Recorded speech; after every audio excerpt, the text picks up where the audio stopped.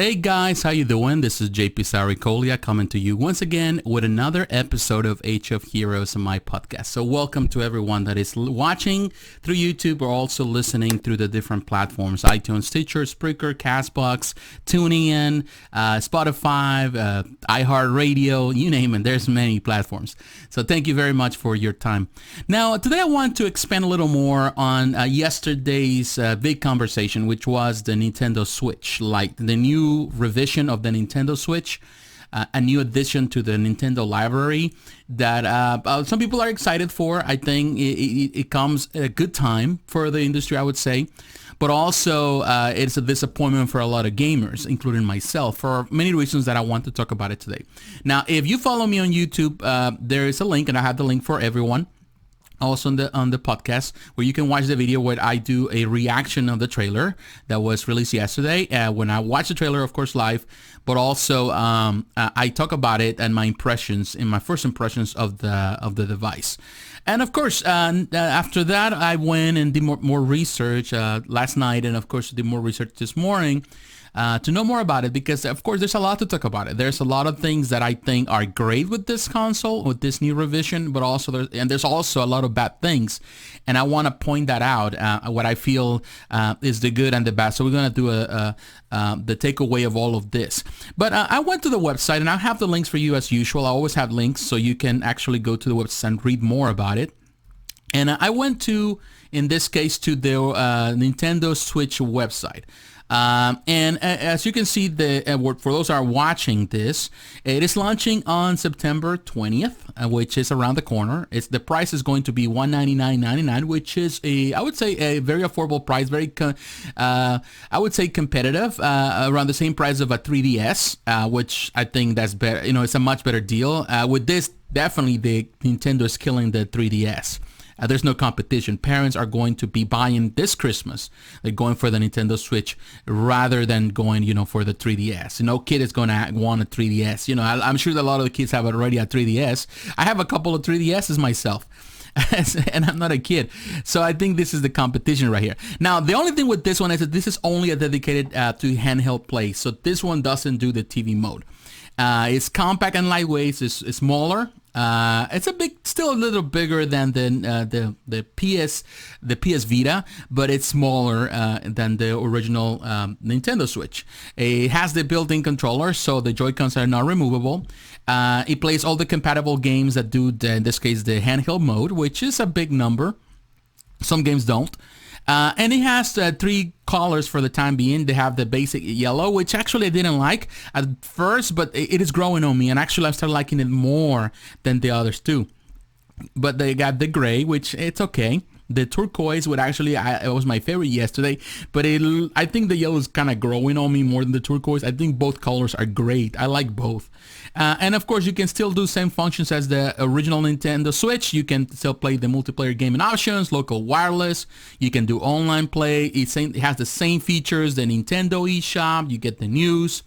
So you get everything. On the software side, you pretty much get the same things that you get with the original Switch.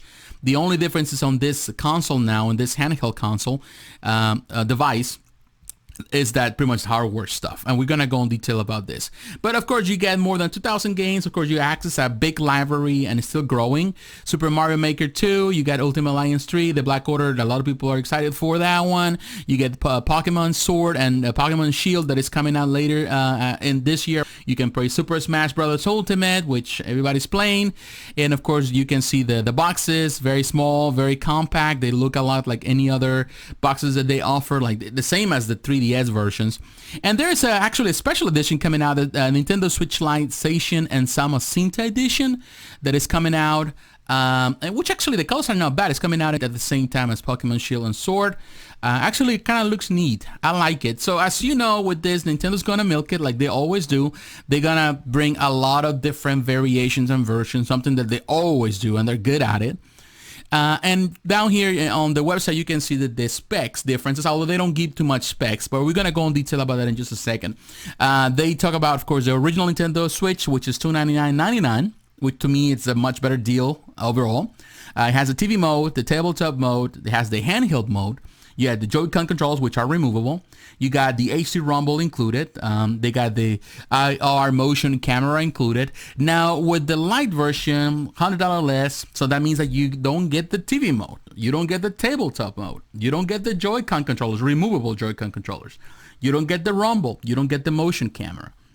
Which, for $100 difference, not everybody cares about Rumble. In many games that I play, I take the Rumble out. In some games it's good to have the Rumble, I remember from the Nintendo 64 era, Rumble was kind of neat in one sense for certain games.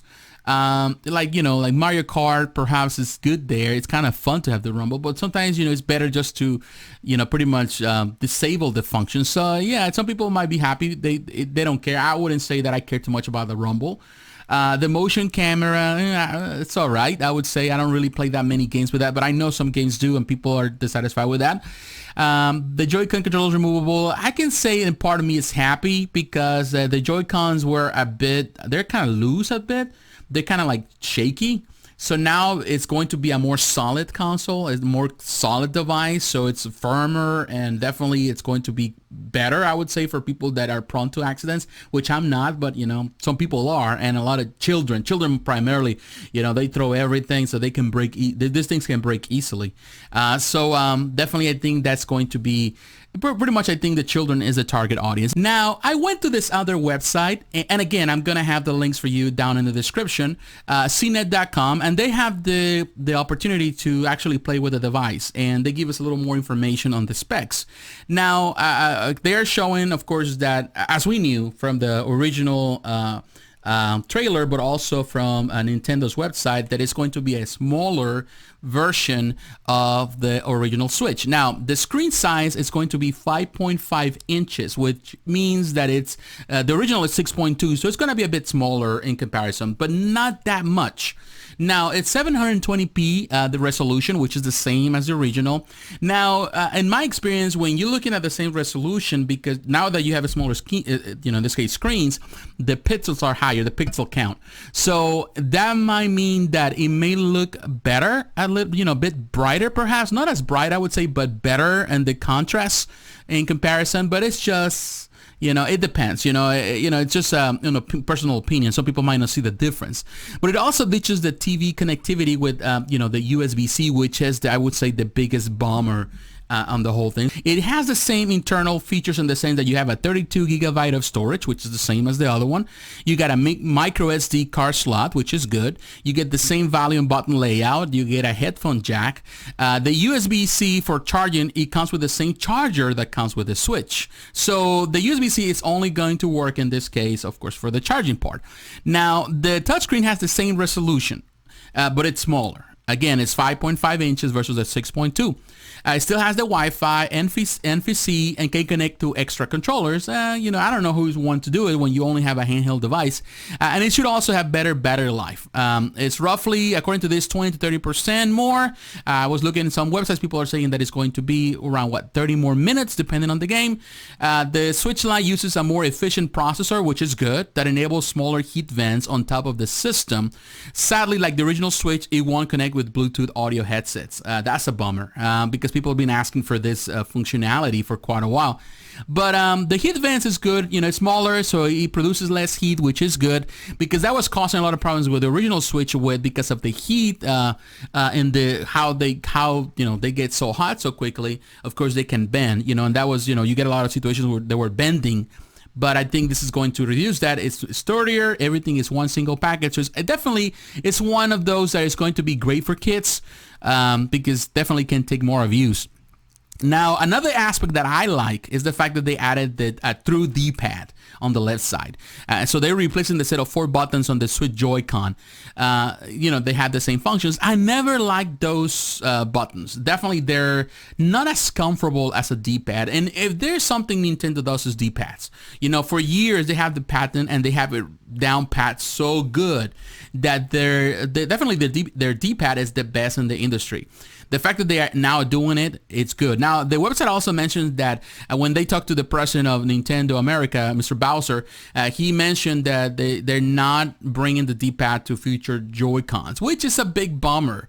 They have no plans to do it.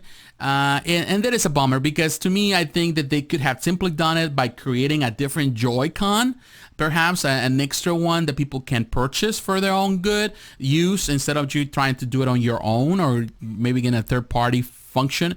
I feel that it's a bad decision from Nintendo. But again, they take some stuff out from one console, give it to the other one, so that way it forces people to buy multiple ones. It's just it's a business tactic that is being used for many years, not only by Nintendo but by everyone. Now, there are compromises, and again, the one that is the biggest compromise here is the fact that you cannot do video output. The USB-C port won't work with the Switch dock. That means it can't double as a TV connected console, which is, I would say, the biggest appeal, or perhaps I would say half the appeal of the Switch. So you technically are only able to play on that small screen, and this screen also lacks the auto brightness sensor. So I don't know. I feel that this is it is good and definitely bad, because the truth of the matter is that when you like the Switch, the appeal of the Switch is the fact that it can switch. You can change from one to the other thing, from TV mode to console. You can take it on the go, but you can also dock it to your TV, connect to your TV, and then you can watch it. Now, you take that away, that definitely it's like you only have half the product, and still the price $200, like you're still getting a fancier 3DS. That's all you're getting. Of course, with the same functions of a Nintendo Switch, but not necessarily as appealing in that sense. Now, it is clear that Nintendo it is pushing for this, and I would say in a smart way, but not necessarily in the best way possible for gamers overall.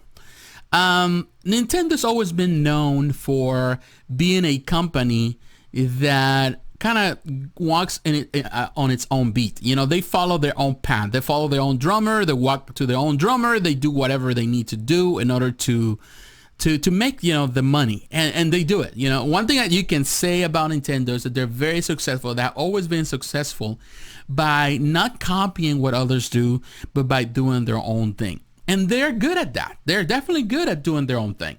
They're now walking on the same path of, I would say, Sony or Xbox, which they are the biggest competitors in the market. Recently, I was watching some videos on YouTube where some popular YouTubers are saying that Nintendo has won the console wars. So to me, it's like, okay, I understand that, appreciate that perspective. But what are the numbers? I want to know the numbers, because I'm a numbers guy. I need the numbers. I need not just, an opinion piece. I need to know the facts. So I went to this website and I was looking around the numbers, and I found this website where they're presenting, of course, the last quarterly gains and the reports of sales. And this is what's done in March, which was the last quarter.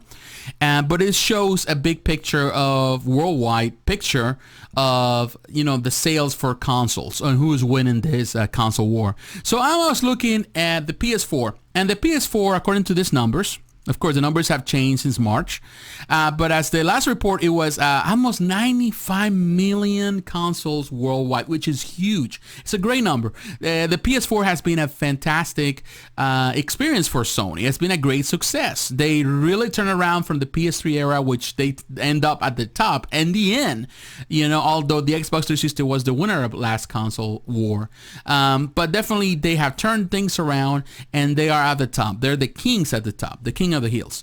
Now, the Xbox is follow with over 42 million units worldwide, which is good. Now, the Switch, according to this report, it's almost 33 million. So people are estimating that right now it's over 35 million.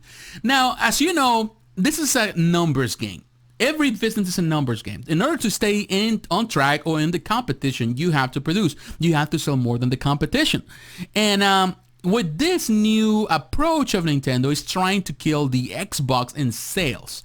Now, as we know, Xbox is really looking at the future, and they're more concerned right now into investing. That's what they did on E3, and really investing in the future. And everything that was on E3 wasn't necessarily just the stuff that they are selling through the Xbox, but everything was the Project Scarlet. Everything is towards what they're planning to do next year, because they want to win next year. They don't want to be the underdogs. They don't want to be in the middle of the race. They want to be at the top of the race and win over PlayStation, the PlayStation 5. So, Nintendo, it's always, as we know, Nintendo has always been known for walking on its own beat. They always follow their own drummer. They do their own thing.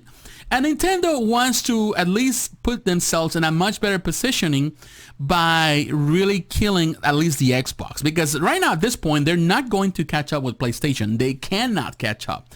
So they're going to go on the biggest market that they have, and where they are pretty much the king of the hills, which is the handheld mode, the handheld devices. Now that the 3DS is obsolete and people are moving from the DS, because definitely, I have a couple of 3DS. I love the 3DS, but, they're not, the resolution, it's a bit more, the quality of the videos, the games are not as great in resolution in comparison now when you compare them to the Switch. So people are moving from that, and of course the sales have been declining. But they still at the top, because there's nobody else to compete with. But now with this, they want to cover that market, but also bring that market, the handheld market, into the Switch market. So that means they want to combine all of that so they can do it. And you know what? Business-wise, it's a smart decision. They are going to make it. They're going to make some money out of this. It's easy to see, and I would say the handwriting is on the wall. You can see that Nintendo is really pushing for, to take that second spot at least, so they can position themselves better for the next console war. Now, the takeaway of all of this, and what I want to share with this, and the title of this, it's Nintendo pulling your leg. I think Nintendo's pulling everyone's leg. And the fact is that although I'm happy for this device in the sense that it's going to reach a certain market, which is good, which I'm very glad that it's reaching that market. It doesn't mean necessarily that it's going to be the best thing ever. It is not, it's just simple as that. It might be better for some in the sense of what it really entails, or what really brings to the table. But necessarily for everyone. This is the thing. We're as many gamers, pro gamers, people that have been gaming for years, the biggest supporters of Nintendo. They want something that was bigger, better, in the sense that you can have up to 1080p or even 4K, which is almost impossible, with the technology, but at least 1080p resolution in handheld mode. Something that can compete with the 4K screens of the world, something that is more powerful that they can play, because, some games are compromises when you bring a game, where you port a game from the PS4 to the Xbox 360 to the Switch. There are compromises, technical compromises, so that makes the other ones more appealing. The only appeal you still get with this one is the fact that you can play in handheld mode. Now, you only have the handheld mode, but you want a system that plays everything. The biggest appeal of the Switch has always been the fact that it can switch. You can use them different ways. It's a hybrid.